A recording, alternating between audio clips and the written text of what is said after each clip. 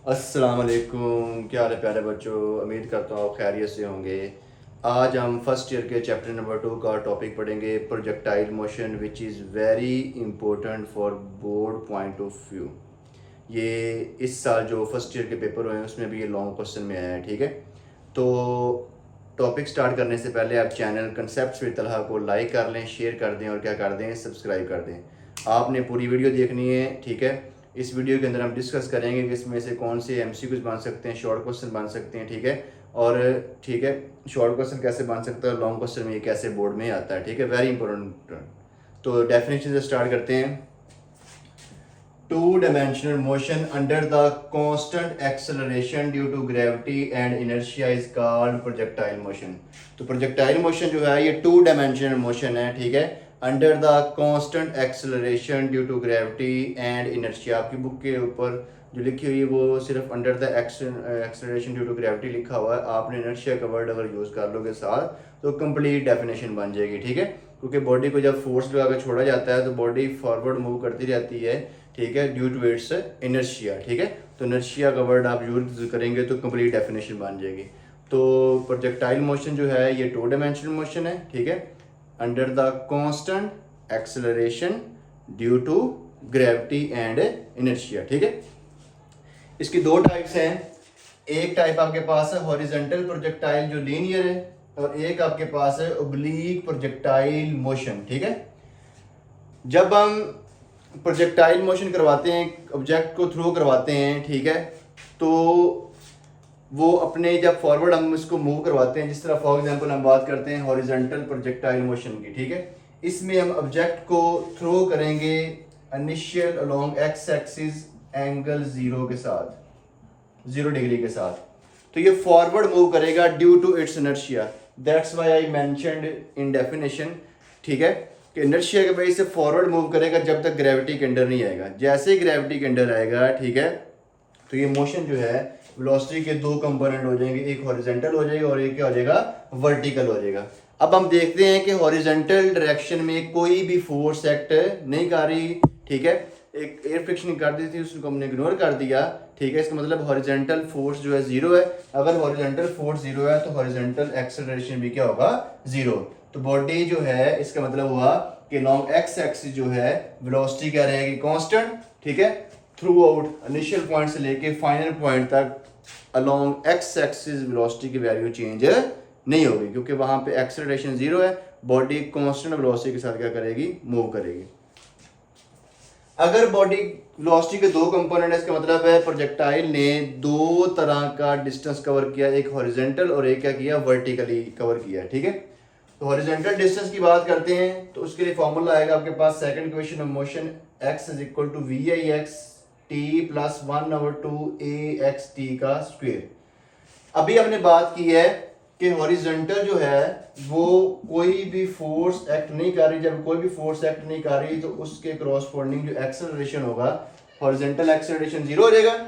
We I x किसके equal होता है, ठीक है, वी एक्स के इक्वल होगा। यहाँ पे वैल्यू पुट करेंगे, वी आई एक्स की जगह पे आ जाएगा वी एक्स, जिससे हमने थ्रो करवाया था इनिशियल हॉरिजॉन्टल, टी वैसे का वैसे 1/2 ए एक्स की जगह पे 0 आ जाएगा। तो ये आपके पास बन जाएगा x is equal to V X into T.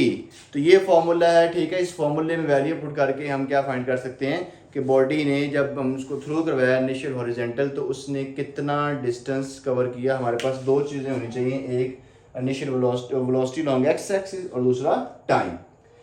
अब वर्टिकल डिस्टेंस की बात करते हैं तो उसके लिए फॉर्मूला होगा y is equal to we I Y T plus 1/2 A Y T का स्क्वायर। अब ए वाई आपके पास यहां पे होगा -t और वी आई होगा आपके पास वी आई वाई। अच्छा बच्चों, सबसे मोस्ट इंपोर्टेंट बात कि हमने ये समझना y value of g is taken negative, ठीक है, इन प्रोजेक्टाइल मोशन। देखो अगर हम वन डायमेंशन की बात करें, अगर बॉडी को ऊपर फेंके वर्टिकल, अगर वो ग्रेविटी के गेस जा रही है तो जी की वैल्यू हम लेते हैं नेगेटिव, लेकिन अगर वो नीचे आ रही है तो जी की वैल्यू क्या लेते हैं, पॉजिटिव। ये है टू डायमेंशन। यहाँ पे हॉरिजॉन्टल फोर्स एक्ट नहीं कर रही, सिर्फ वर्टिकल फोर्स एक्ट कर रही है जो ग्रेविटी की, जो बॉडी के वेट के इक्वल होगी। तो बाय कन्वेंशन हम जो लेते हैं, अगर बॉडी इनिशियल अपवर्ड जा रही है, अगर इनिशियल अपवर्ड पॉजिटिव लेते हैं तो ग्रेविटी उसको नीचे पुल करके लेके आती है, तो जी की वैल्यू हम क्या लेंगे, नेगेटिव लेंगे। ये साइन कन्वेंशन है कि अगर upward is taken as positive, ठीक है, तो वो जो ग्रेविटी होगी वो इनिशियल मोशन को क्या करेगी, अपोज करेगी। जो ग्रेविटी और ग्रेविटी की फोर्स किधर होगी, डाउनवर्ड, ठीक है। That's why value of G is negative throughout in projectile motion, ठीक है। A Y is equal to आ जाएगा माइनस जी, वी आई की जगह पे आ जाएगा आपके पास, वी आई वाई की जगह पे आपके पास आ जाएगा वी वाई, ठीक है। यहाँ वैल्यू पुट करेंगे वाई वैसे का वैसे, ये वी आई वाई आपके पास हो जाएगा वी वाई के इक्वल, ए वाई की जगह पे माइनस जी पुट करेंगे, आ जाएगा -1/2 जी टी का स्केयर। तो ये वाला फॉर्मूला है आपके लिए, इस वाले फॉर्मूले के जरिए हम क्या फाइंड कर सकते हैं, ठीक है, वर्टिकली कितना बॉडी ने डिस्टेंस क्या किया है, कवर किया है, ठीक है। अब आ जाता है स्पेशल केस। अगर हम प्रोजेक्टाइल मोशन को हॉरिजॉन्टल बस थ्रो करवा रहे हैं जिस तरह इस केस में हुआ है, तो तब देखो वी आई वाई हो जाएगा 0, क्योंकि हमने इनिशियल बॉडी को थ्रो करवाया है along X axis not Y axis. So V I Y हो जाएगा 0, ए वाई की जगह पे यहाँ पे लेंगे पॉजिटिव, जनरल हम नेगेटिव वाई लेंगे, जी की वैल्यू लेंगे, लेकिन in case of special case अगर हॉरिजॉन्टल थ्रो करवाया जाता है तो तब हम ए वाई की वैल्यू क्या लेंगे, जी लेंगे, ठीक है। तो यहाँ वैल्यू पुट करेंगे, वी आई वाई की जगह पे 0 पुट करेंगे, 0 हो जाएगा, 1/2 वैसे का वैसे, ए वाई की जगह पे जी पुट करेंगे और टी स्केयर वैसे का वैसे आ जाएगा, ठीक है। तो this is a special case and this is a general case, ठीक है। अब सेकंड मोशन की तरफ आते हैं विच इज वेरी इंपॉर्टेंट, ठीक है। वो आपके पास है oblique projectile motion, oblique projectile motion, ठीक है। अब आपके पास ऐसी मोशन, हॉरिजॉन्टल प्रोजेक्टाइल मोशन कौन सी होती है, ऐसी मोशन जिसमें हम बॉडी को इनिशियल एंगल 0 से थ्रो करवाते हैं, वो आपके पास होती है हॉरिजॉन्टल प्रोजेक्टाइल मोशन। और ऐसी मोशन जिसमें हम बॉडी को through some angle greater than 0 हम क्या करवाते हैं, थ्रो करवाते हैं, उसको हम बोलते हैं ओब्लीक प्रोजेक्टाइल मोशन, ठीक है। तो देखो फॉर एग्जांपल हमने बॉडी को इनिशियल किसी वेलोसिटी के साथ, वी आई वेलोसिटी के साथ, इंस्टेंटेनियस वेलोसिटी के साथ हमने इसको थ्रो करवाया through some angle. Suppose a projectile is fired with initial velocity V I at an angle theta with horizontal. तो इसके दो कंपोनेंट बन जाएंगे, एक आपके पास बन जाएगा,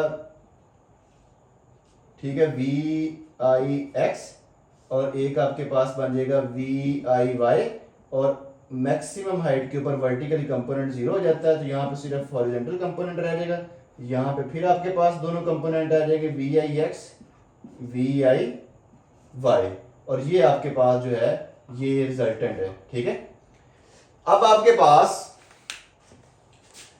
इनिशियल कंपोनेंट जो होगा वी आई एक्स, वो आपके पास आ जाएगा वी आई कॉस थीटा, और वी आई वाई आपके पास क्या आ जाएगा, वी आई साइन थीटा आ जाएगा, ठीक है। अब आपने हॉरिजॉन्टल कंपोनेंट फाइंड करना है वेलोसिटी का। तो आपको पता है कि हॉरिजॉन्टल कोई फोर्स एक्ट नहीं कर रही, that's why acceleration along X axis क्या हो जाएगा, 0 हो जाएगा, जो हमने यहाँ पे भी पढ़ा है। तो आपके पास फर्स्ट क्वेश्चन ऑफ मोशन है वी एफ एक्स हॉरिजॉन्टल के लिए is equal to we I X plus A x T. A X की जगह पे 0 आ जाएगा, इसका मतलब हुआ जब ए एक्स की जगह पे आ जाएगा 0, तो आपके पास वी एफ एक्स किसके इक्वल आ जाएगा, वी आई एक्स। इसका मतलब हुआ कि initial component along X axis जो होगा वेलोसिटी का, वो स्टार्टिंग से लेके एंड तक जो फाइनल वेलोसिटी का अलोंग एक्स एक्सिस होगा वो चेंज नहीं होगा। तो सिंपल वर्डिंग में हॉरिजॉन्टल कंपोनेंट वेलोसिटी का चेंज, उसकी वैल्यू चेंज नहीं होगी, क्योंकि जब फोर्स नहीं लग रही तो वो थ्रू आउट क्या रहेगी, सेम रहेगी। तो V F X is equal to we I X, तो आ जाएगा वी आई कॉस थीटा जो हमने ऊपर मेंशन किया हुआ है। इसी तरह वर्टिकली कंपोनेंट ऑफ वेलोसिटी क्या आ जाएगा, वो आ जाएगा V F Y is equal to we I Y plus A Y T. V I Y किसके इक्वल है, वी आई साइन थीटा के इक्वल, और ए वाई किसके इक्वल आ जाएगा, माइनस जी के इक्वल, जो हमने अभी डिस्कस किया वाई वही, ठीक है। Take value of G as a negative in projectile motion. यहाँ वैल्यू पुट करेंगे वी एफ वाई वैसे का वैसे, वी आई वाई की जगह पे आ जाएगा वी आई साइन थीटा, और ए वाई की जगह पे आ जाएगा माइनस जी। तो ये आपके पास बन जाएगी, ठीक है, वर्टिकली कंपोनेंट ऑफ वेलोसिटी। और मैग्नीट्यूड किस तरह फाइंड करते हैं, मैग्नीट्यूड फाइंड करेंगे हॉरिजॉन्टल कंपोनेंट का स्क्वायर प्लस वर्टिकली कंपोनेंट का स्क्वायर, वी एफ एक्स का square plus V I Y V F Y का स्क्वायर, ठीक है। इसी तरह आपके पास अब फाइंड करिए डायरेक्शन। तो डायरेक्शन के लिए कोई भी at any instant of time, ठीक है, एंगल फाई है, ठीक है, तो आपको पता है कि हम डायरेक्शन फाइंड करने के लिए रिजल्टेंट के लिए tan थीटा यूज करते हैं, तो tan phi is equal to आ जाएगा वर्टिकली कंपोनेंट ओवर क्या आ जाएगा हॉरिजॉन्टल कंपोनेंट, फाई इधर आ जाएगा, tan उधर जाएगा, क्या हो जाएगा इनवर्स का हो जाएगा, तो ये आ जाएगा V F Y over V F x.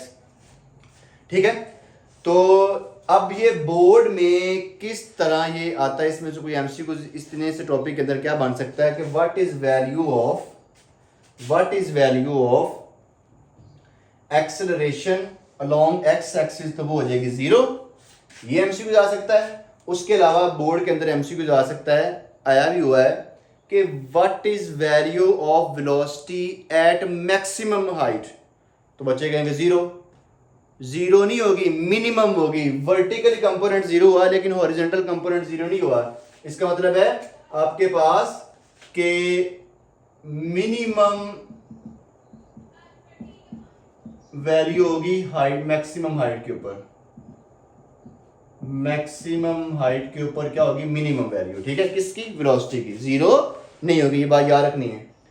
फिर एमसीक्यू आ सकता है कि what is value of acceleration at maximum height, तो मैक्सिमम हाइट के ऊपर क्या होगा वो g होगा, जो एक्सेलरेशन g है वही उसकी वैल्यू होगी। आपकी एक्सरसाइज का भी एमसीक्यू है। ठीक है, तो मैक्सिमम हाइट के ऊपर क्या होगा एक्सेलरेशन g, मैक्सिमम हाइट के ऊपर वेलोसिटी 0 नहीं होगी, मिनिमम होगी। ठीक है, ये 0 हो जाएगी लेकिन ये रहेगी, इसलिए क्या होगी मिनिमम होगी, 0 नहीं होगी। ठीक है, तो g की वैल्यू क्या रहेगी नेगेटिव। ठीक है, अब ये बोर्ड में जो लॉन्ग क्वेश्चन आता है वो इस तरह आता है कि डिफाइन प्रोजेक्टाइल मोशन, और इसके 3 रिलेशन है, हाइट ऑफ प्रोजेक्टाइल, रेंज और टाइम ऑफ फ्लाइट।